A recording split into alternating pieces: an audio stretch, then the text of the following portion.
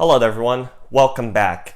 And before I get into the review, there's one side note. I really wanted to get a chance to see the Call of the Wild movie because I was curious to give it a watch and all. And my last review was like a week ago with Sonic, but it's this time of the year where it's like there's so much going on, and I need to prioritize other stuff over my channel, unfortunately. So as like a compromise, I decided like I already watched this show like about a week ago, but I decided, I'll give it a review, give something for you guys to watch in case I don't get a chance to see the Call of the Wild.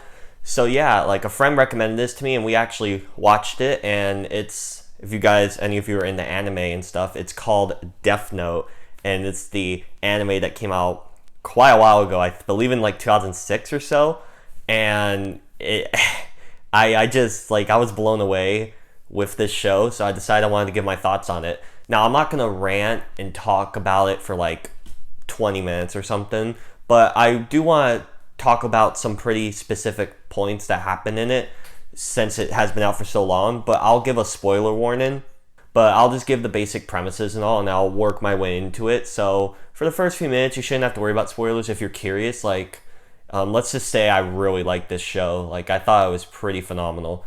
But yeah, let me just get into it. So basically, it takes place in Japan, and their main protagonist is Light Yagami, who's this really intelligent, really gifted student who, is currently in high school and always in like his last year. And he's just like, he sees with all the stuff that's going on with like crime and, criminals and how awful the world can be, he really hates it and he wishes that he could do something about it. Then one day he stumbles upon what's called a death note, and when he reads the instructions and all about if you write someone's name in the book, they'll die in 40 seconds. You can give specific causes on what, control them, on how they die, and like stuff like that. He thinks that this is like nonsense, but he decides to test it out. And when it actually works, he tries again, and it works again. So basically, he goes full crazy and starts writing a whole bunch of names. And then after a few days, this what's called Shinigami, which is who had the death notes, and this one Shinigami in particular named Ryuk, who dropped that death note that Light picked up because he was, quote, bored and wanted to see what would happen. So he's basically stuck there until Light dies, basically, or he gives away the death note or something. So basically, he's just watching to see what would happen because he's just really curious. And yeah, it's just, while that's going on, people are starting to notice, hey, everyone's dropping dead of heart attacks.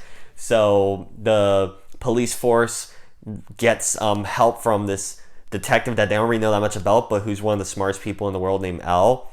And so he gets involved, and it's basically what's so fascinating about this show is basically a good majority of it is pretty much Light versus L, and it's just how they interact off each other, like how they outwit the other, and just a bunch of like, most of the fights in this show aren't really like legitimate fights per se. It's more mental stuff. Like, it's more of like a thinking type of show. And I was like, this was right up my alley because I really like stuff that really doesn't treat the audience like they're idiots. I like stuff in particular that really makes you think and makes you really need to pay attention and be in the right mindset to watch something. And I was really impressed with this show because this is technically my first anime, unless you count Pokemon or something like that I've really watched. And I was like, wow, because everyone says that this is one of the best ever made for anime. I mean, I haven't seen any others, so I can't really judge any others, but this was a really great show, and I really like that stuff. And the thing that makes the show so intriguing is that it's only 20 minutes, and there's 37 episodes. And you would think that, like, with some of the stuff that they're trying to tackle, you would think that would need to be a bit longer, like maybe 40 minutes, give an extra 20. But when you watch the whole thing, it feels like you just read like a 1,000-page book or something. You're like it was so much to like comprehend. I was just floored with the amount of stuff they were able to put in with such little time per episode, and each episode feels really important. There isn't an episode that you should skip. I mean, except there's one that basically sums up everything important for the first half, because like there's a midway point where something crazy happens basically, and the episode after that is just flashbacks of the first like half of the show, So, I mean, you could skip that one, but even then, there's a few minutes at the end that sets up the remaining half of the arc. So, there isn't really nothing to skip per se. And another thing that I really liked was this review's kind of rambled, I know, but I broke down the main premise, some of the characters, but I really like the intro. There's two different intros. The second one's garbage that they introduced halfway, near the end of the show. But the first one gets you really hyped because I'm like watching the show and then the intro pops up. I'm like, okay, and it's like they're really going all in. And it really summarizes there's lots of symbolism in what it's about. I love the parts where another thing like that the intro showed is that I love there's parts in the show when one of the characters is thinking something and then it just like it looks like time freezes and you have this different like art style. And like for Light, since he's like, even though he's your protagonist, meaning he's your main character, he's the villain of the show, which I really like. They do something new with that because most properties have the hero as the good, as the protagonist, but there's few exceptions where the villain is your main protagonist, and I really like it when shows or movies do that, so you can get that unique perspective.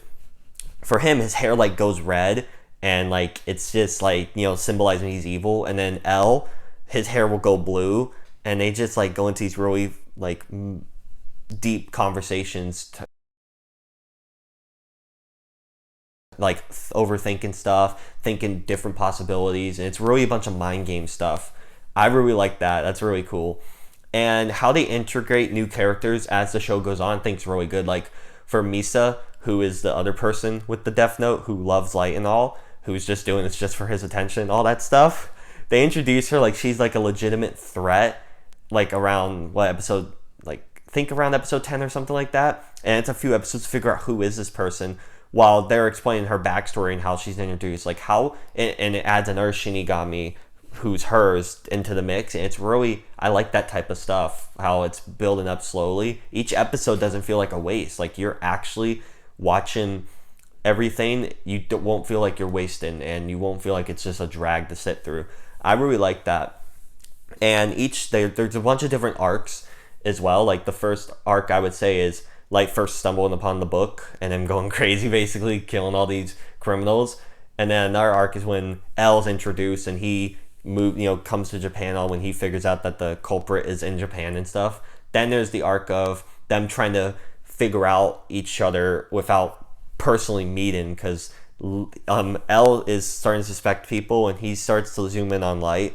Light doesn't know who this guy is, and then when they actually meet, and then there's the interactions in person when they know each other, but they're just trying to figure out, like L's trying to get proof that it's like, 'cause he needs 100% proof, even though he knows it's him, like he suspects it's him, and Light doesn't know his real name, so he's kind of like stuck, because if he was to figure out and off him, people in the task force, because there's a couple of the police officers that are working on this case,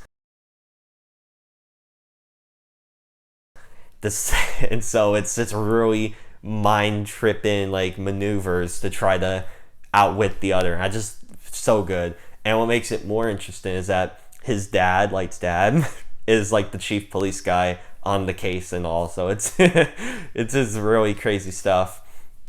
And there's so many moments that have my jaw like drop out of shock with like surprising character devs, crazy twists and turns in the story. The biggest I would say the biggest one's the midway point, because like I had a feeling it was like when like you could tell it was going to happen. I just didn't think they would actually go through with it when there's still like 13 or 14 episodes left. And of course that's when Light finally won and L was killed. He died. And same with his like butler per se, Watari, who helps him out on the case, is the old guy. They both got killed by the other Shinigami that was with Misa, because Light was able to manipulate her, because he was able to like this is probably the best part of the whole thing for me, is how good 5 or 6 episodes prior Light said he had this plan and all, and he was in jail for like 50 days and all that because of some dumb thing Misa did to get him all screwed, and he had his memory wiped and everything. They gave the book to some other guy, and then when he touched the book, he regained his memories, and it all worked out perfectly for him. And I was just like, I was shocked at how fantastic that story, 5 episodes in the making, turned out to be, and it just worked for him, and he seemingly won. And I was just like, wow, like I was pretty floored. That was some of the best storytelling I've seen in something in quite a while, where it paid off like that. And it wasn't the end. There were still more episodes, but I was like, this is like, I don't think the show could top this moment. Like,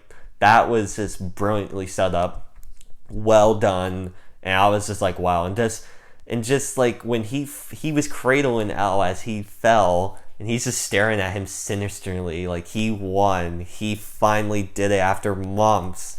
And I was just like, you know what? I hated that, because, you know, it sucks when the villain wins and all. But honestly, that was well deserved. I give props. That was pretty great. Then, of course, you had what a lot of people say they don't like is Near Mello, who basically like L from that same, you know, group where that orphanage where he came from. They're trying to be the new successor to try to stop Kira, that's the name that he's given by the people. And Mello was okay. I didn't really like him that much, but Near, I think, really saves him because of like they have their own shenanigans that they go on. Like, he's doing his own thing, trying to sabotage and stuff. Near's actually like legit trying, and he's doing really well. And then the finale, that final episode is phenomenal. It's excellent, especially the episode prior when it's building up. And I'm thinking, no way, because when Light's like, you know, when he goes on this whole speech, his hair goes red and stuff, and he goes on this whole rant where he's like, I knew it, and he's like, you fell exactly into my trap, and you're all gonna die. And, you know, his follower that he gains in that time gap, because there's like a 5-year time jump when that shocking moment happened with L to when Near is finally making his move, and Mello doing his thing and all, to finally stop him once and for all. And he goes on this whole thing like there was a spare and all that, and then he like how he lost was so crazy, because he was just too overconfident, and Near actually was able to figure out that he had that other, you know, spare book, and since Mikami, who's the guy that he was working with, since this other girl that he had an interest with, who he was basically manipulating and using, when she got caught with Mello, she, you know, killed Mello, but then he killed her and burned the whole thing to destroy the evidence that she did it. And then Mikami also did that like a minute later, so he didn't know that he went on his own. And since they were tailing Mikami, they saw the other book, and it was just pretty crazy. And I thought that was really cool how they like it.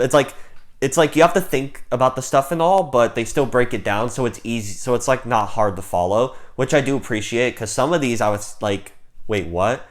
But I do appreciate that they broke it down like that. And then just everyone's reactions. He goes on this whole godly speech. The music is phenomenal in this show, if I haven't said that already.